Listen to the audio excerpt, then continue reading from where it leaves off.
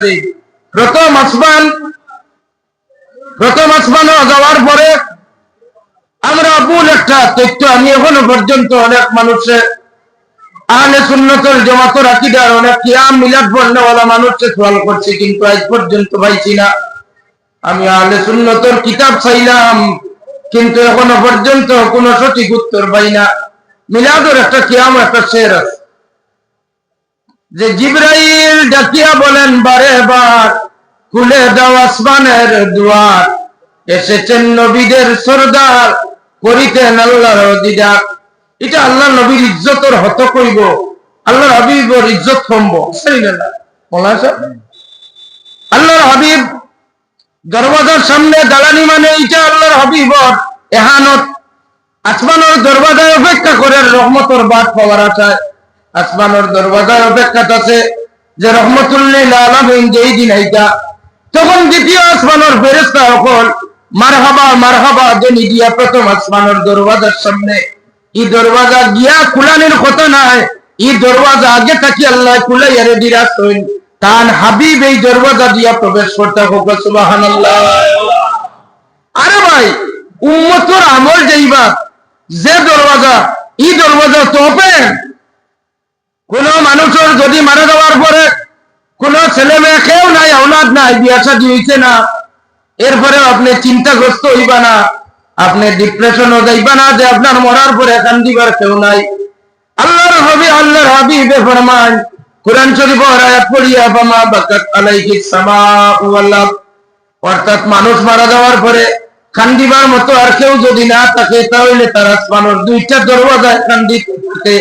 এক দরওয়াজা হইল তার লাগি যে দরওয়াজা দিয়া দিতে খায়, আরেক দরওয়াজা হইল যে নেক আমল আল্লাহর দরবার উপর দিকে যায়।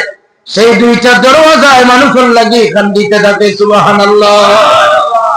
আপনি চিন্তা করবা না, আপনার ছেলে নাই, আপনার মেয়ে নাই, কিংবা তো মেয়ে আছেন ছেলে নাই, কান্দিবার অভাব আছে, কান্দিবার লাইন চিন্তা করবা না। আরেক হাদিস শরীফে হুজুরে ফরমান, আমার উম্মত যে জায়গার মাঝে জীবনে যত জায়গা আপনি সিজদা দিবা, কপাল লাগাইয়া সুবহান রাব্বিয়াল আলা সুবহান রাব্বিয়াল আলা পাঠ করবা, এই সিজদার জায়গায় 40 দিন পর্যন্ত আপনার লাগি আফসোস করে কান্দিতে থাকবো। সুবহানাল্লাহ।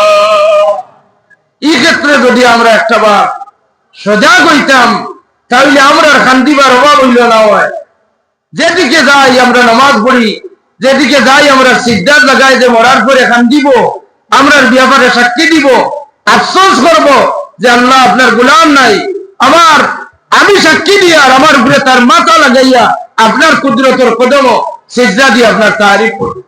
হুজুরে ফরমান, সিজদার জায়গায় শুধুমাত্র কান্দিব শেষ নয়, নেককার হকল দুনিয়া থেকে দেওয়ার পরে নেককার হকল লাগি অনেকে কান্দিতে থাকে। আল্লাহর হাবিবুর লাগি আসমানের দুয়ার খুলানোর কোনো প্রয়োজন নাই। আল্লাহর হাবিবুর লাগি অ্যাডভান্স দরজা খুলিয়া মারহাবা মারহাবা মারহাবা ধ্বনি মুখরিত পুরো প্রথম আসমান থেকে দ্বিতীয় আসমান মারহাবা ধ্বনিতে মশহুর। তৃতীয় চতুর্থ পঞ্চম ষষ্ঠ সপ্তম পর্যন্ত সমস্ত আসমান হকল ফেরেশতা হকলে মারহাবা ধ্বনি দিয়া মশহুর। যখন ষষ্ঠম আসমান অতিক্রম করিয়া সিদরাতুল মুনতাহা পর্যন্ত জিবরিল আমিন যায়, জিবরিল আমিন গিয়া ফরমায়, ইয়া রাসূলুল্লাহ, আপনার খাদিম জিবরিল আমার নয়নটির খুঁটি পর্যন্ত আই গেছি, নয়নটির ভিতরে গেলে আমি জ্বলিয়া ছারখার হয়ে যাইমু। ইয়া রাসূলুল্লাহ, এই খুঁটির ভিতরে যাওয়া আমার পক্ষে সম্ভব নয়, নিষিদ্ধ এলাকা। এখন আপনার মালিকে আনছেন, কিলা আপনার মালিকে রিসিভ করবা, আর আপনার মালিকের সাথে আপনি কিলা মুলাকাত করবা, এটা আমি আর জানি না। এখন আপনি আপনার একা একা মালিকের সাথে গিয়া দেখা করুন। সুবহানাল্লাহ। সিদরাতুল মুনতাহা পর্যন্ত জিবরিলের পাওয়ার শেষ।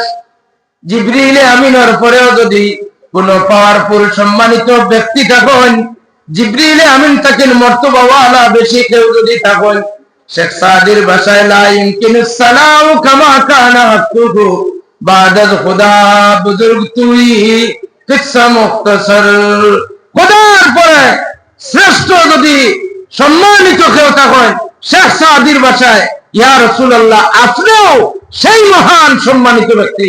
সুবহানাল্লাহ। সুবহানাল্লাহ।